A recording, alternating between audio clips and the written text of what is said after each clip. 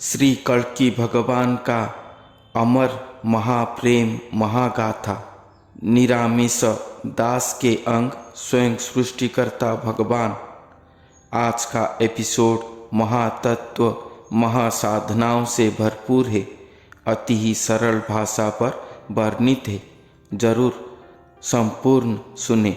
नमस्कार दोस्तों, आप सभी को मैं मेरे YouTube चैनल पर स्वागत करता हूं। मैं मेरे चैनल के माध्यम से आप सभी को कल्कि अवतार के बारे में सुना रहा हूं। हमारे उड़ीसा के भविष्यवाणिका ग्रंथों पर जो लिखा गया है, मैं उसे पूरे प्रमाण सहित वर्णन कर रहा हूं। श्री कल्कि अवतार के बारे में आज मैं जो तथ्य सुनाने जा रहा हूँ, आप पहले से कभी भी नहीं सुने होंगे। महासाधनाओं का महातत्वों से भरपूर है आज का वीडियो, जिसे मैं अति ही सरल भाषा पर उपस्थापन करने की कोशिश करूँगा। इसलिए ध्यान से सुने, समझें और श्री कल्कि अवतार के बारे में हमारे उड़ीसा के भविष्यवाणिका में वर्णित महाज्ञान को प्राप्त करें।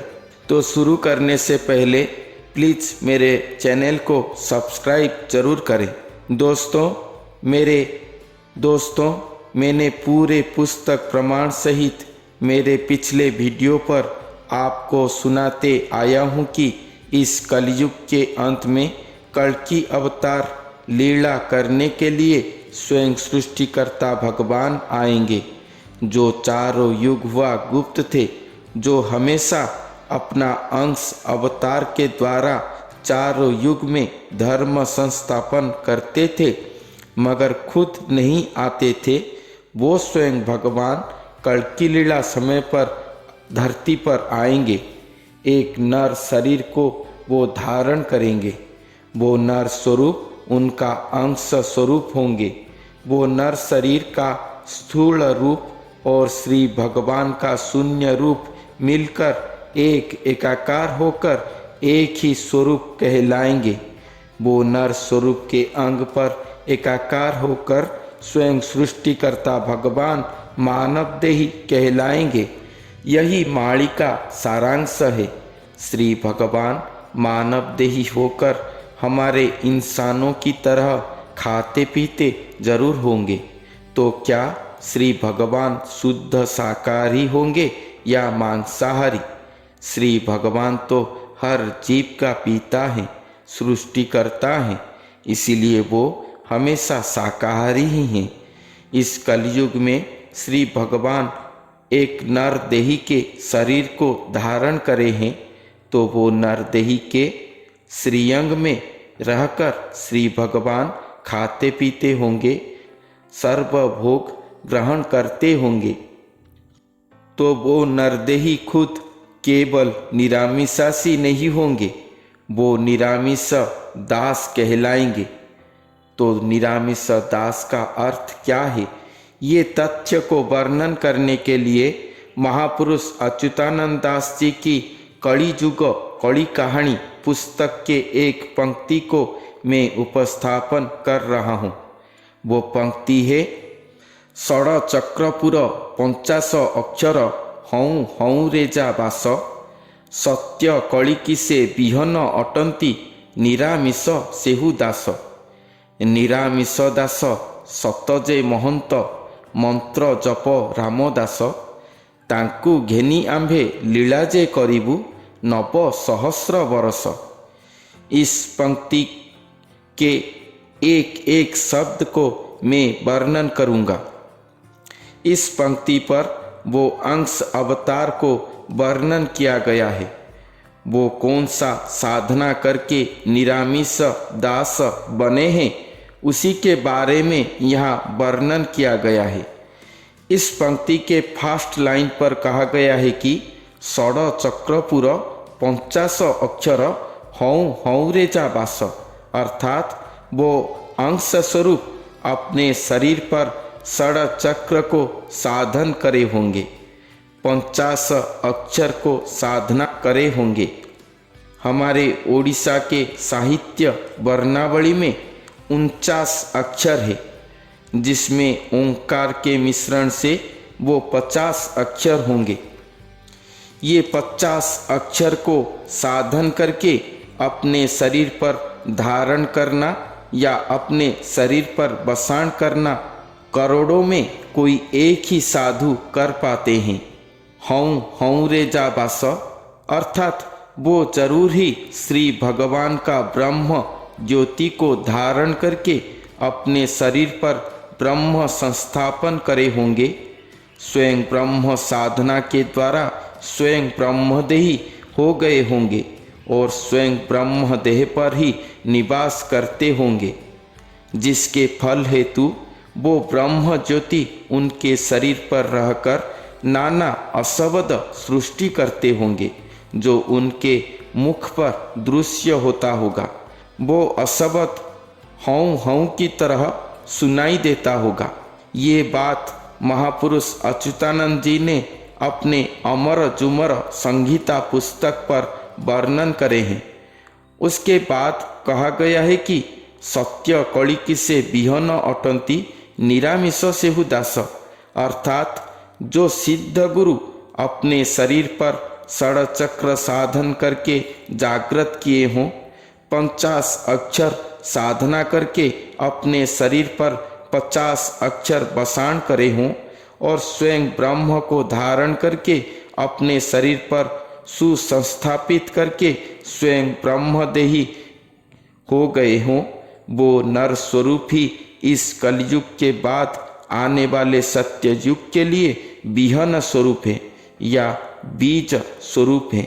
जैसे बीज से वृक्ष उत्पन्न होता है, उसी तरह वो नर स्वरूप के द्वारा सत्य का बीज से इस धरती पर सत्य युग को संस्थापन किया जाएगा। वो नर स्वरूप निरामिष दास है। निरामिष दास अर्थात वो शुद्ध शाकाहारी होंगे। वो कभी भी आमिष, गार्लिक, ओनियन आदि तामस जाति के खाद्य को स्पर्श नहीं करते होंगे। केवल खाद्य शुद्ध नहीं, उनके मन, इंद्रिय, प्रकृति, आचार, विचार, व्यवहार किसी पर भी एक कणिकांश भी आमिष या आसुरिक प्रकृति अर्थात लोभ, मोह, मद, मात्सर्य, मिथ्या, हिंसा, कुट, कपट, काम, क्रोध, लोभ कुछ भी नहीं रहा होगा। तुलसी वृक्ष की तरह उनका मन शुद्ध पवित्र होगा। इसलिए ही तो वो निरामिष दास कहलाएंगे। उसके बाद थर्ड लाइन पर कहा गया है कि निरामिष दास सतजे महंत मंत्र जप राम दास, अर्थात वो निरामिष दास नर स्वरूप खुद सत्य पुरुष हैं, खुद ही महंत गुरु स्वरूप हैं। वो अलौकिक शक्ति सामर्थ्य से भरपूर होंगे। स्वयं भगवान के अंग संग लाभ करने वाले महात्म्य महंत पुरुष होंगे।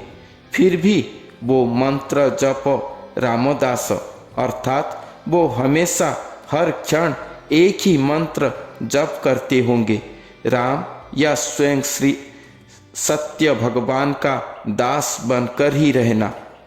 जैसे त्रेता युग में महात्मा भरत सर्वगुण संपन्न होकर सर्वसम्मति सर्व अनुकूल परिस्थिति होते हुए भी अयोध्या के राज्य सिंहासन को या राजा पद को ग्रहण नहीं करे थे। उनके मन में एक ही नाम, एक ही मंत्र, एक ही चिंतन बसा रहा था कि परमेश्वर राम ही एकमात्र राजा हैं और मैं उनका सेवक दास हूँ। उनके अपेक्षा हेतु त्रेता युग के अंत में फिर से राम राज्य या सत्य युग का पुनः संस्थापित हो पाया था धरती पर। उसी तरह महात्मा भरत की तरह श्री राम भरत की प्रेम गाथा को दोहराते हुए वो नर महंत स्वरूप खुद सर्वशक्तिमान सर्वगुण संपन्न होते हुए भी कभी भी अपने आप को प्रभु नहीं कहेंगे और अपने आप को प्रभु का दास कहते हुए सर्वशक्ति संपन्न होकर भी कुछ भी न करके कूर्म अवतार की तरह एक ही स्थान पर बैठे रहेंगे। कब प्रभु स्वयं सृष्टिकर्ता भगवान कल्कि स्वरूप में आएंगे, खुद प्रभु राजा होंगे और मैं सेवक की तरह उनका सेवा करूंगा और स्वयं भगवान इस कलयुग के अंत में स्वयं राजा होकर पुनः सत्य युग को स्थापना करेंगे। आखिरी लाइन पर कहा गया है कि तांकु घेनी आंभे लीला जे करिबु 900 वर्ष, अर्थात स्वयं भगवान कहते हैं कि हम वो मानव देही स्वरूप सर्वगुण संपन्न निरामिष दास महंत जी को या उनके अंग का संग लाभ करके स्वयं भगवान लीला खेला करेंगे। कलयुग के अंत में आगामी 900 वर्ष लीला करिबु। ये पृथ्वी पर नर लीला तो मानव देही आयु समाप्त पर समाप्त हो जाएगा, मगर जैसे राधा कृष्ण द्वापर में लीला करे थे, मगर आज तक शून्य कल्प में राधा कृष्ण जुगलांग स्वरूप में विराजमान करे हैं। ये श्री राधा कृष्ण के प्रेमी भक्त जानते हैं। उसी तरह ये निरामिष दास के अंग स्वयं सृष्टिकर्ता का महामिलन महा एकाकारमय महाप्रेम गाथा स्वरूप 900 अर्थात सहस्र वर्षों तक सदा के लिए नव नूतन या नव्य नूतन होकर ही रहेगा। कोटि युग क्षय हो जाएगा, मगर महामिलन स्वरूप में कभी भी विच्छेद नहीं आएगा। सदा के लिए ये महावतरण गाथा नव्य नूतन ही रहेगा, क्योंकि स्वयं सृष्टिकर्ता भगवान किसी का महाप्रेम में महाशून्य देही से साधा सीधा मानव देही हो गए हैं। कितना महाप्रेम रस में भरपूर होंगे, उथल पुथल हुए होंगे दोनों, तो उनका महाप्रेम को वर्णन करने की शब्द अक्षर हम जैसे नीच जन पर ही कहाँ, अजथा महादोष वहन करना सारांश होगा। इसलिए महाक्षमा प्रार्थना करता हूँ वो दुर्लभ श्री महाविग्रह महास्वरूप से। अगर वर्णन में कभी कहीं कुछ भी भूल हो गया है तो मुझे महाक्षमा दें। तो आज का एपिसोड पंक्ति से सारांश ज्ञान यही पाएं कि इस कलयुग के अंत में एक ऐसे सिद्ध नरदेही आएंगे जो अपने शरीर में षडचक्र साधना संपूर्ण करे हों, 50 अक्षर का बसाण करे हों, श्री भगवान का ब्रह्म धारण करके स्वयं ब्रह्मदेही होकर स्वयं ब्रह्म में निवास करे हों। वो नर स्वरूप भोजन में शुद्ध शाकाहारी होंगे और मन प्रकृति इंद्रियों में भी वो शुद्ध निरामिष होंगे, अर्थात आमिष प्रकृति या आसुरिक प्रकृति भी उनको स्पर्श नहीं कर पाते होंगे। वो सिद्ध मानव देही खुद निरामिष दास कहलाएंगे। भरत जैसे प्रभु के राज्याभिषेक को अपेक्षा में रहे होंगे, वही सिद्ध पुरुष के अंग को संग करके स्वयं भगवान मानव देही होंगे धरती पर, और उन्हीं के अंग को संग करके स्वयं लीला खीला करेंगे धरती पर। दोनों का मध्य रहे महाप्रेम सहस्र वर्षों तक हमेशा नव नूतन होकर रहेगा और अमर महाप्रेम की महागाथा कहलाएगा, जो कोटि कोटि युग के क्षय पर भी सामान्य क्षण क्षीण नहीं होगा, हमेशा नव नूतन होकर रहेगा। यही सारांश है इस एपिसोड का। तो आज का तथ्य इतना ही। ये महातत्व को सुनने के बाद हे ज्ञानीजनों जरूर अपना मंतव्य प्रकाश करना। अच्छा लगे तो लाइक शेयर करें और हमारे चैनल को सब्सक्राइब जरूर करें। हम हमारे चैनल के माध्यम से श्री कल्कि अवतार के बारे में जो महातथ्य आप सभी के सामने रख रहे हैं, यूट्यूब पर और कोई भी चैनल ये तथ्य नहीं कहते हैं। इसलिए हमारे चैनल को सपोर्ट करें और अधिक से अधिक सब्सक्राइब करें, अधिक से अधिक हमारे वीडियो को शेयर करें, ताकि अधिक से अधिक कल्कि प्रेमी भक्तों के पास ये महातथ्य पहुंच पाए और सभी हमारे ओडिशा के भविष्यवाणिका ग्रंथों पर लिखा गया कल्कि अवतार के ये महागाथा के विषय पर अवगत हो पाए। तो आज के लिए इतना ही, फिर मिलते हैं अगले वीडियो पर। तब तक के लिए नमस्कार।